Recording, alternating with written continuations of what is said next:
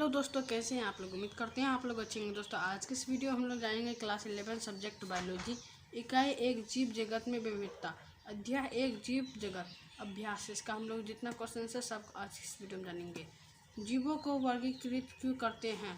गुणों के आधार पर सभी जीवों को विभिन्न टैक्सा में वर्गीकृत करते हैं।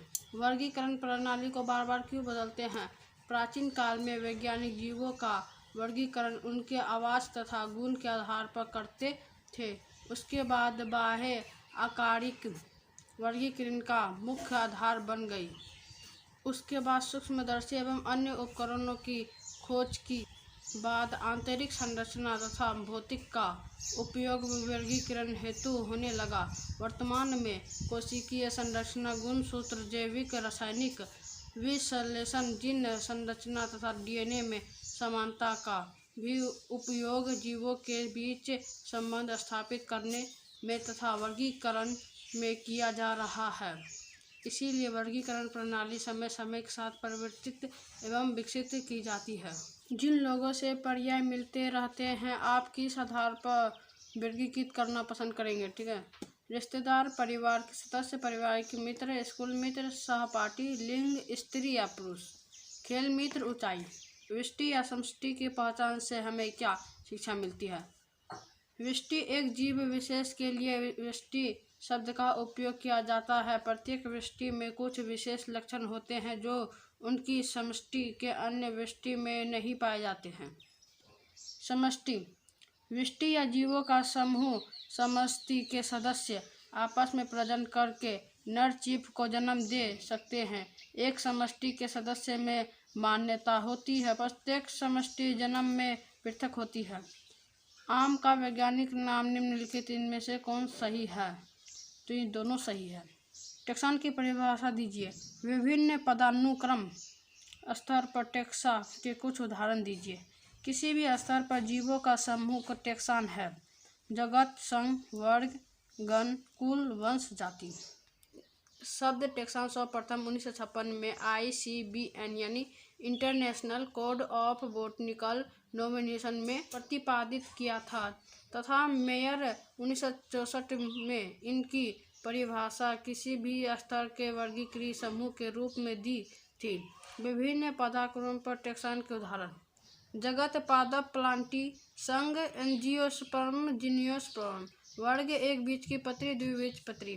गण, पोलियस, कुल, पोएसी, लिलियेसी, सोनेनेसी।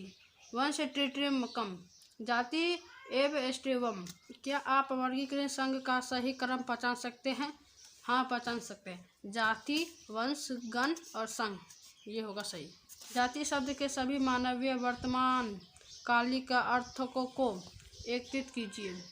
क्या आप अपने शिक्षकों से उच्च कोटि के पौधों तथा प्राणी तथा बैक्टीरिया की स्पीशीज का अर्थ जानने के लिए चर्चा कर सकते हैं। जाति वर्गीकरण के आधारित इकाई है जिसमें एक जाति के जीव सामान्य आनुवंशिक गुण रखते हैं।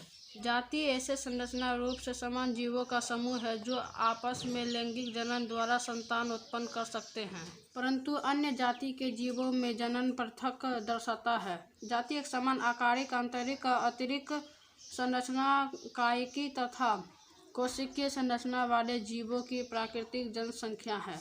उच्च पादप तथा जंतु में लैंगिक जनन होते हैं अतः इसकी जाति निर्धारित के लिए जनन पृथक का उपयोग किया जाता है।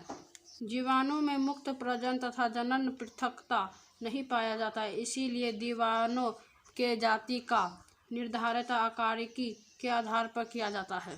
निम्नलिखित शब्दों को समझाइए तथा परिभाषित कीजिए। संघ, वर्ग, कुल, गण, वंश। संघ वर्ग जिसमें जंतु जैसे मछली, उभयचर, सरीसृप, पक्षी तथा स्तनधारी आते हैं। अगले उच्च स्तर समवर्ग जिसे संघ कहते हैं। वर्ग, इन समवर्ग में संबंधित गण आते हैं। उदाहरणार्थ प्राइमेटा गण जिसमें बंदर, गोरिल्ला तथा गिब्बन आते हैं और कार्निवोरा गण जिसमें बाघ, बिल्ली तथा कुत्ता आते हैं को मेमेलिया वर्ग में रखा गया है। कुल जिसमें वंश संबंधित आते हैं। वंश स्पीशीज की तुलना में कम समानता प्रदर्शित करते हैं, उसे कुल कहते हैं। गण आपने पहले देखा है कि समवर्ग जैसे स्पीशीज वंश तथा कुल सामान्य तीनों लक्षण पर आधारित है।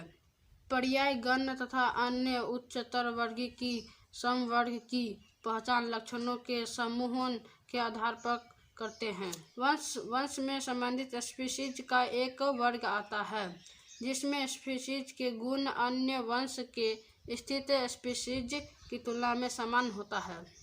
जीवों के वर्गीकरण तथा पहचान में कुंजी किस प्रकार सहायक है? यह कुंजी बीपीएससी लक्षणों जो पर्याय जोड़े जिन्हें युग्मित कहते हैं के आधार पर होती है। कुंजी जो विपरीत विकल्पों को चुनने को दिखाती है। इसके परिणाम स्वरूप एक को मान्यता तथा दूसरे को अमान्यता प्राप्त होती है। कुंजी में प्रत्येक कथन मार्गदर्शन का कार्य करता है। पहचान के लिए प्रत्येक वर्ग की समवर्ग जैसे कुल वंश तथा जाति के लिए अलग वर्ग की कुंजी की आवश्यकता होती है। तो आज हमने 10 प्रश्न कंप्लीट कर लिए। इसका लास्ट प्रश्न है 11 नंबर। पौधों तथा प्राणी के उचित उदाहरण देते हुए वर्गीकीय पदानुक्रम का चित्रण कीजिए। तो इसका चित्रण आप लोग स्वयं कर लीजिएगा। तो मिलते हैं नेक्स्ट वीडियो में। वीडियो को लाइक करके चैनल को सब्सक्राइब कीजिए।